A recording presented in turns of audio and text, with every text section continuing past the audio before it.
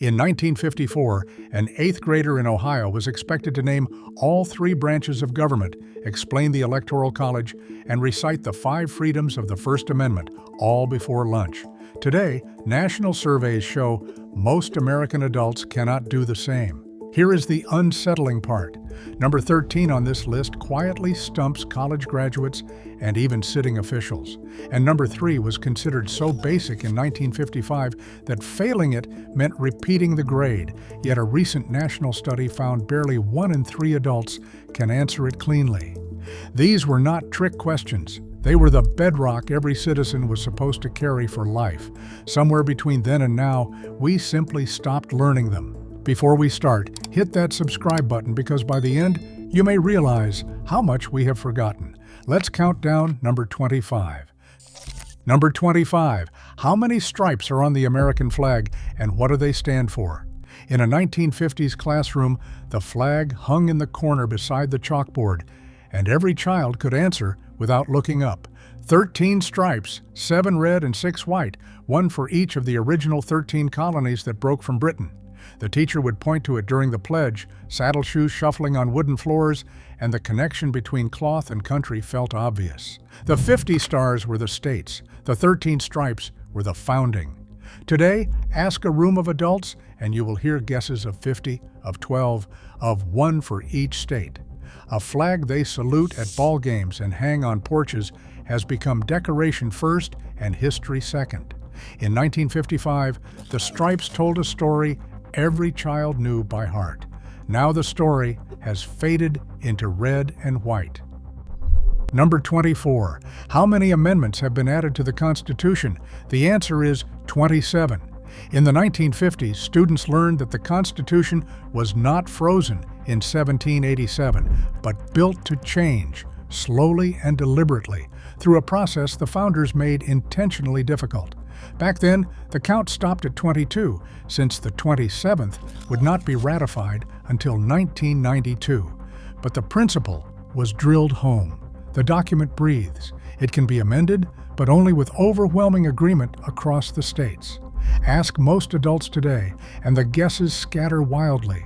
10, 15, a few dozen. Many confuse the total number of amendments with the 10 in the Bill of Rights, and stop there. The number itself is small, which is the point. In more than 2 centuries, the nation has changed its founding rules only 27 times. That restraint was once common knowledge. Now it is a trivia answer. Number 23. How long is a United States Senator's term? 6 years. A 1950s civics teacher would explain the logic behind that number, not just the number itself. The Senate was designed to move slowly, to cool the passions of the moment, so senators were given long 6-year terms and staggered elections, meaning only a third of the chamber turns over every 2 years. This kept the Senate stable, while the House stayed responsive. Children memorized it alongside the 2-year House term as a matched pair. Today, surveys show many adults cannot name the length of either term, and a surprising number believe senators and representatives serve the same amount of time. The staggered design, once taught as a stroke of genius, is now almost invisible to the people it governs. 6 years for a senator. In 1955, a school child could tell you why. Number 22. How long is a member of the House of Representatives' term? 2 years. Where the Senate was built for patience, the House was built for the pulse of the public. Every 2 years, the entire House faces the voters, which is why representatives are said to run for re-election almost the moment they arrive. In a 1950s classroom, this was taught as the balance point of the whole system. The slow Senate against the fast House, the long view against the immediate mood. Children could recite the pairing on command. Today, that 2-year term trips up adults who assume all of Congress runs on the same clock, or who cannot say how often House elections happen at all. Yet those short terms are the reason midterm elections exist, the reason the House can shift power quickly. A number once known by every 8th grader now needs looking up. Number 21. How many members serve in the House of Representatives? 435. That figure has been fixed by law since 1929, divided among the states by population so that a crowded state sends many representatives and a small one sends few. A teacher in the 1950s would walk to a wall map and show how California's delegation dwarfed Wyoming's, all because of the census. The number 435 was as familiar as a multiplication table. Ask adults today, and you will hear 100, 500, one for each state, which of course would be 50. Many blur the House and Senate into a single vague Congress, with no sense of their different sizes. Yet that number shapes everything, from how bills pass to how the Electoral College is built. 435 seats apportioned by the people. In 1955, that was simply something you knew. Number 20. What is the minimum age to become President of the United States? 35. The founders set age thresholds for federal office, 25 for the House, 30 for the Senate, and 35 for the presidency, believing that the highest office demanded maturity and experience. A 1950 student learned these numbers as a small staircase of responsibility, each office asking a little more life behind it. The presidential 35 was the one everyone remembered. Today, it is a common quiz stumper. Adults guess 30, 40, you just have to be a grown-up, and many have never considered that the Constitution sets any age at all. It is a simple fact, hiding in plain sight, printed in Article 2, taught in every mid-century schoolroom. 35 years old to hold the nation's highest office, a number that once needed no explanation, now catches even confident adults off guard. Number 19. How many justices sit on the Supreme Court? 9. That number has held steady since 1869, 1 Chief Justice and 8 Associate Justices appointed for life, so they answer to the law rather than the ballot box. In a 1950s classroom, students learned that the Constitution never actually fixed the number, that Congress could change it, and that a famous attempt to expand the court in the 1930s had failed. 9 became the settled answer, taught as firmly as the branches themselves. Today, ask adults, and you will hear 8, 12, I'm not sure it's a set number. Many can name a case they have strong feelings about, but cannot say how many people decide it. The court shapes American life in ways the founders never imagined, yet the simple count of who sits on it has slipped from public memory. 9 justices, once common knowledge. Number 18. If the president and vice president can no longer serve, who becomes president next? The Speaker of the House. Here is where things get interesting. Most adults can name the vice president as first in line, but the chain does not stop there.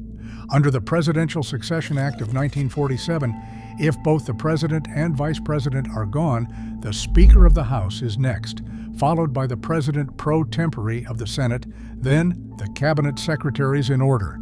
A 1950s civics teacher, teaching in the shadow of a world war, drilled this line of succession because the nation had learned how fragile leadership could be.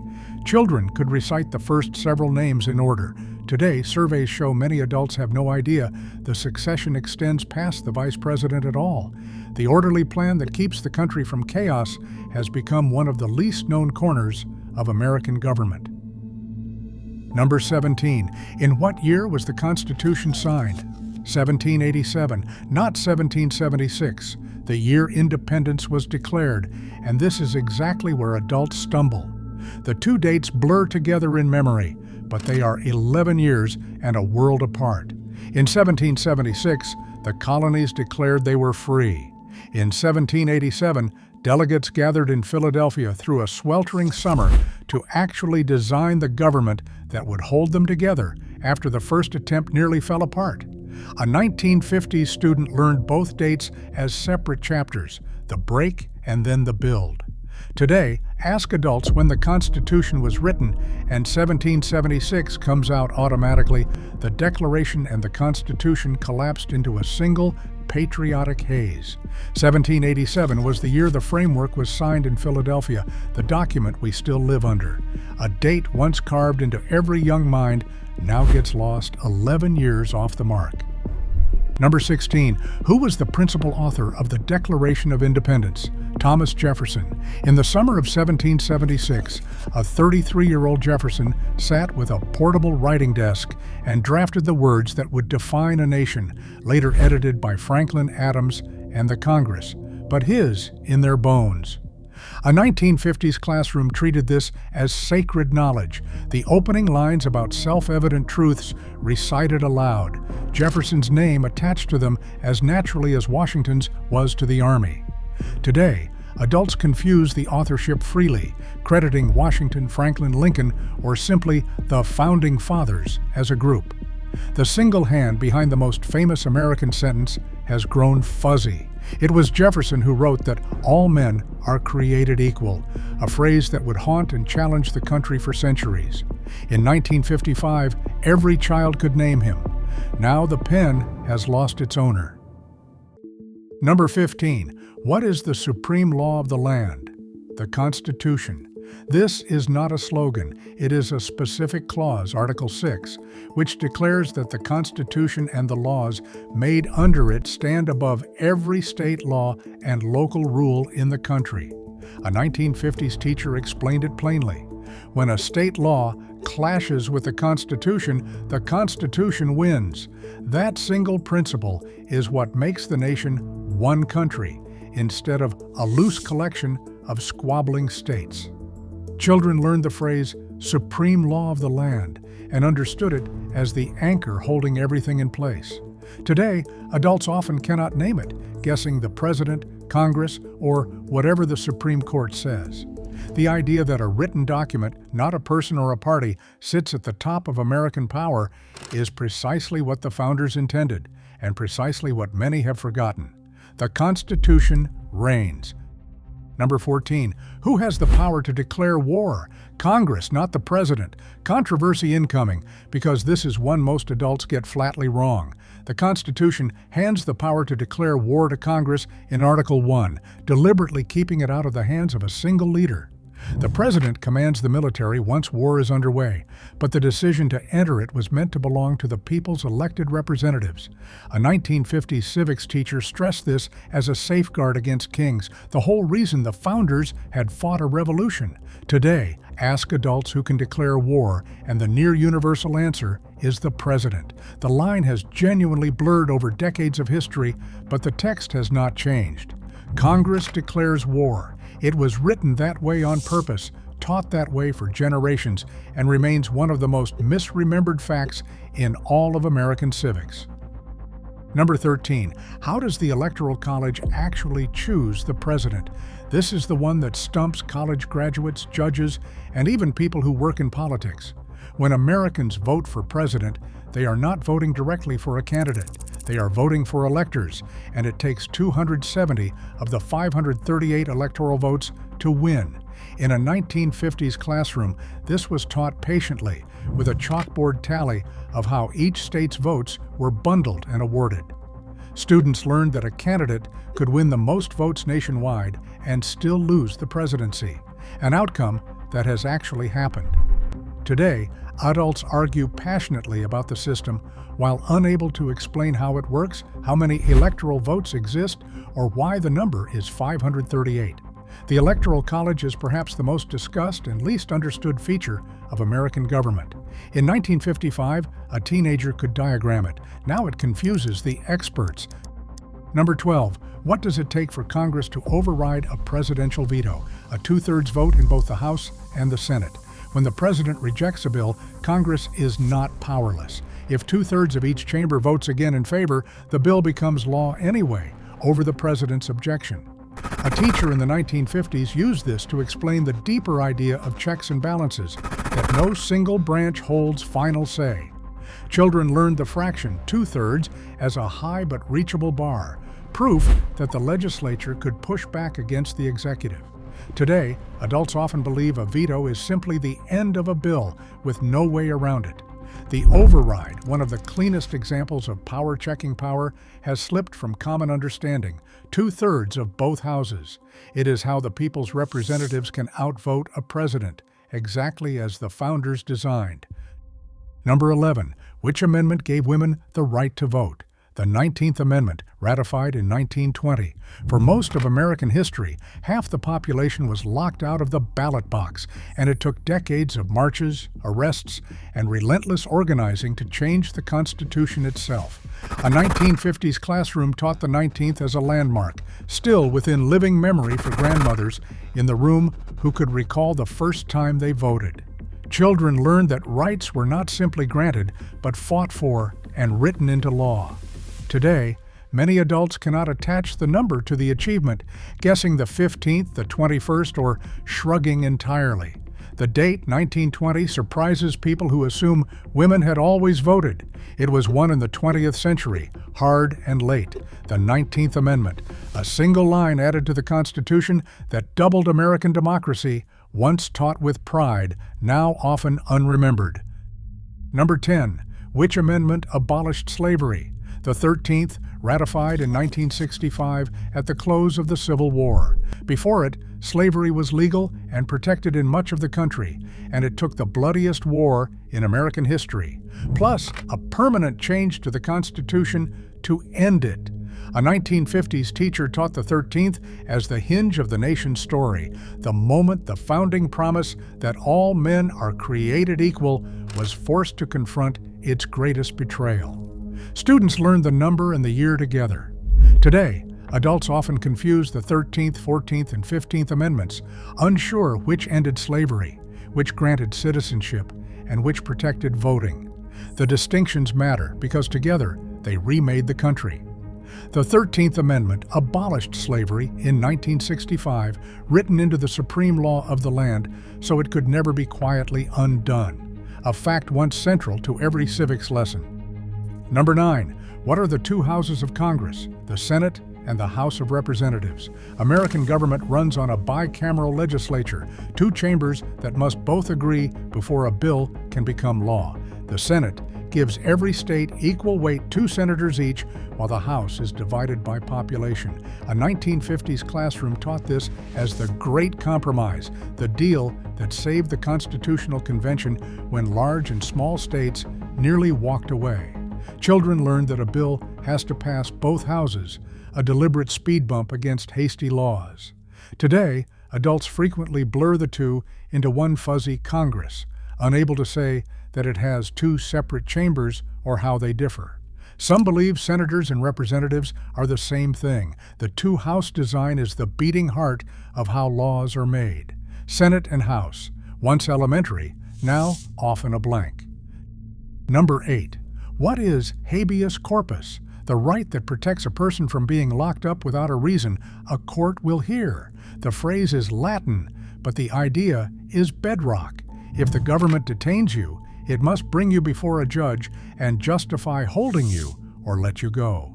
A 1950s civics teacher taught this as one of the oldest protections of liberty, older than the Constitution itself, carried over from English law and written into Article 1. Students learned it as the shield between an ordinary citizen and arbitrary power. Today, most adults have never heard the term or assume it is legal jargon with no bearing on their lives. Yet it is precisely what stands between a free person and indefinite imprisonment without charge. Habeas corpus, a safeguard so fundamental the founders protected it in the body of the Constitution, now almost entirely unknown. Number 7. What are checks and balances? The system that keeps any one branch of government from seizing too much power. Each branch can restrain the others. The president can veto laws. Congress can override vetoes and impeach. The courts can strike down laws, and the president appoints judges, but only with Senate approval. A 1950s teacher drew it as a triangle on the board, arrows pointing every direction, and made students trace how power loops back on itself. It was taught as the genius of the whole design, the reason America was not a monarchy. Today, adults use the phrase without being able to give a single concrete example of one branch checking another. The mechanism that prevents tyranny has become a slogan detached from its meaning. Checks and balances. Not a nice idea, but a working machine once understood by every school child in the country. Number 6. What is federalism, and what does the 10th Amendment protect? Federalism is the division of power between the national government and the states, and the 10th Amendment guarantees that any power not given to the federal government belongs to the states or to the people. A classroom in the 1950s taught this as the reason your state runs its own schools, roads, and marriage laws, while Washington handles the army and the currency. Children learned that power was deliberately split, never concentrated in one capital. Today, adults rarely know the word federalism at all, and almost none can cite the 10th Amendment or explain what it reserves. Yet it shapes daily life, from driver's licenses to local taxes. The idea that power flows in two directions, up to the nation and down to the states, was once a civics cornerstone. Now, it is among the most forgotten principles in the entire Constitution. Number 5. What is the Bill of Rights? The first 10 amendments to the Constitution ratified together in 1791. When the original Constitution was proposed, many feared it gave the government too much power and named too few protections for ordinary people. The Bill of Rights was the answer, a bundled list of guaranteed freedoms added right at the start. A 1950s teacher had students count them off, from free speech and religion down through protections against unreasonable searches and cruel punishment. Children learned that these were not gifts from the government, but limits placed upon it. Today, adults confuse the Bill of Rights with the Constitution as a whole, cannot say it is the first 10 amendments, and often cannot name more than one or two of the rights inside it. The first 10 amendments ratified in 1791, the shield the founders built for every citizen, now dimly recalled. Number 4. Who is the Commander-in-Chief of the Armed Forces? The President. The Constitution places the entire military under the command of a single civilian, the elected president, rather than a general or a warlord. A 1950s teacher, in an era that had just lived through global war, taught this as a profound safeguard. The most powerful army on earth answers to a person the people chose and can vote out. Civilian control of the military, they explained, is what separates a republic from a dictatorship. Today, many adults do not connect the title Commander-in-Chief to the presidency at all, imagining it belongs to a top general. Yet it is written plainly in Article 2. The President commands the armed forces, and the armed forces answer to the President, who answers to the voters. A chain of accountability once understood by every student, now surprisingly unclear. Number 3. What are the three branches of the federal government? Legislative, executive, and judicial. This was the question so basic in 1955 that missing it could mean repeating the grade, yet a recent national survey found only about a third of American adults can name all three cleanly. The legislative branch, Congress, makes the laws. The executive branch, the President, carries them out. The judicial branch, the courts, interprets them. A 1950s classroom taught this on day one, a simple three-part diagram that unlocked everything else. Students who could not recite it were not ready to move on. Today, it is the single most cited example of civic decline, the fact researchers return to again and again. Millions of adults cannot name the three pillars their entire government rests on: legislative, executive, judicial. Three words that hold up a nation, forgotten by the majority who live under them. Number 2. What 5 freedoms does the First Amendment protect? Religion, speech, press, assembly, and petition. 5 distinct freedoms packed into a single sentence at the very front of the Bill of Rights. A 1950s teacher had students learn all 5, not just the famous ones, because each guarded a different way for citizens to think, speak, worship, gather, and push back against their own government. Today, national surveys are stark. Many adults can name free speech, a few remember religion, and almost none can list all 5.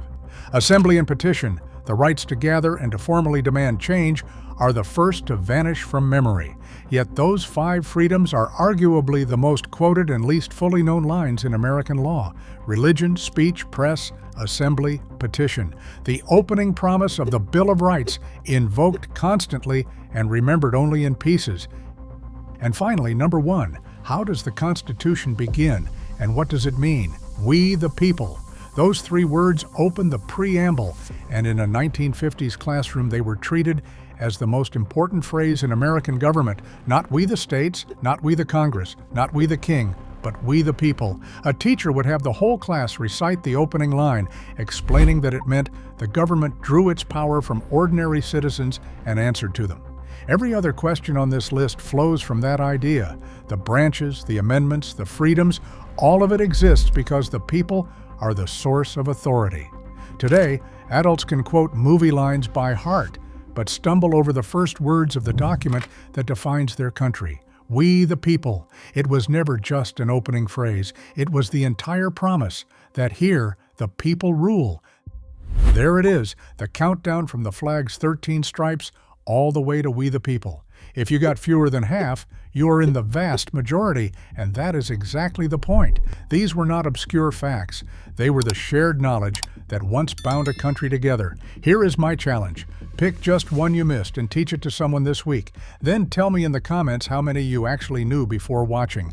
I want to see whether the three branches or the First Amendment trips up the most people, because a 1950s 8th grader knew all 25. Now you do too.